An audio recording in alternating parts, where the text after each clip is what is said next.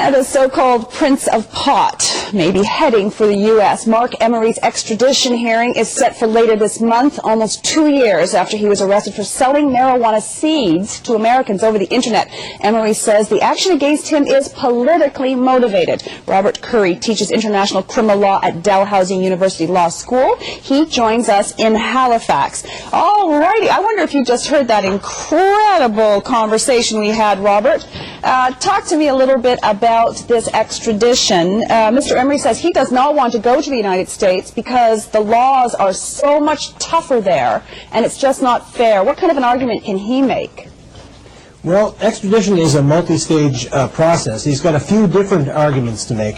The first stage of it has already taken place. The Minister of Justice has decided that there is an extradition request that has been made, and it's in order. The next stage will involve a judge having a look at this, but again, not a lot is going to happen at that stage. That judge will simply decide whether or not the U.S. in this case has put forward enough evidence to possibly extradite Mr. Emery to the U.S.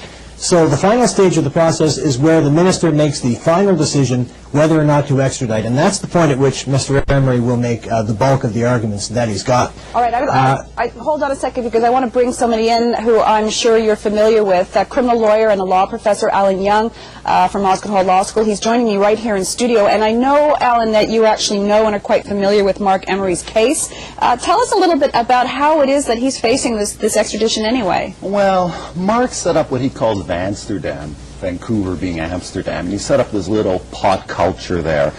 And he pushed the envelope, and he was abrasive, and he basically took on the United States of America and said, your policy is rabid and don't come to Canada, and I'm going to sell my seeds down there because my political objective is overgrow the government. I think maybe you got it right first. Yeah.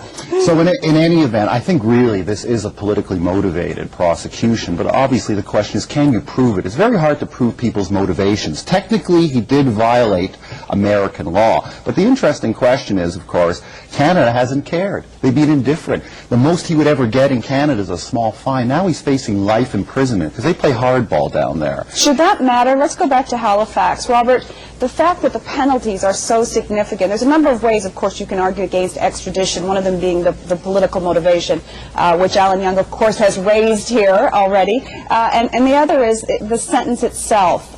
Is there any ground here for Mr. Emery to fight his extradition? Well, if we were to look at the existing law, the way that the Supreme Court of Canada and lower courts have interpreted it thus far, he's going to have a very tough uphill battle on this one, because the Supreme Court has consistently said that if it's the kind of criminal law that we do have on both sides of the border, then the fact that the sentencing regime is a little different on either side is not something that's going to prevent an extradition from happening. Now, this is a case, though, that I think will go all the way to the Supreme Court, because the difference between the two sentencing levels, as Professor Young points out, is so extreme. And he will certainly, I would think that's a very live issue. He'll make that argument that it would be unconscionable for the Canadian government to extradite him to the United States to face that kind of sentencing regime. Alan? Oh, he's absolutely right. It's going to be a difficult uphill battle, but it's not just about sentencing. It's about non-enforcement. We've only had 3 prosecutions that I'm aware of in 25 years about seeds. It's almost as if the offense is obsolete. You only extradite people when there's equivalence, same type of offense.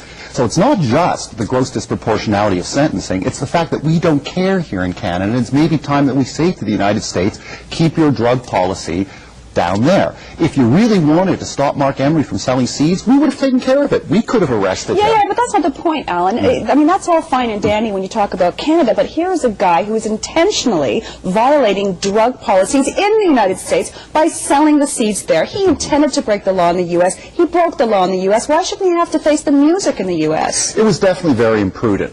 But there does, no, there's no question about it. When I spoke to Marc, when we first started this whole campaign, my idea was don't bother with the United States. They're so draconian down there.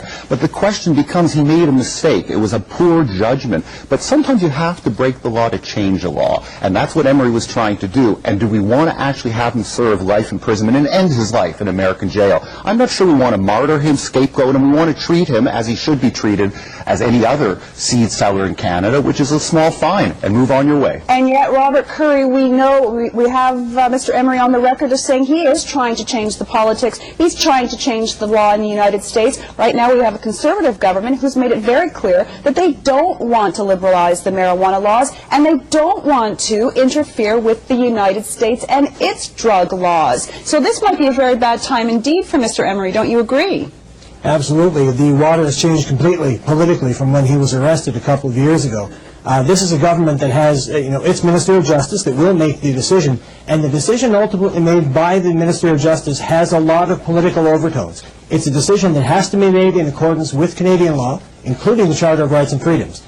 But that said, there's a lot of political content to this decision. So I think you're right on the money, Paula, that we've got a government that's more sympathetic to the American drug law and policy standpoint than perhaps previous Canadian governments were. And yet, if one reads the public opinion, you see that our government is a bit out of sync with the populace on this particular issue. All right. Fascinating times ahead. We'll watch it, I think you're right, all the way to the Supreme Court of Canada. Robert Curry in Halifax and Alan Young right here in Toronto. When we come back, a brutal arrest in Florida. That's coming up next on The Verdict.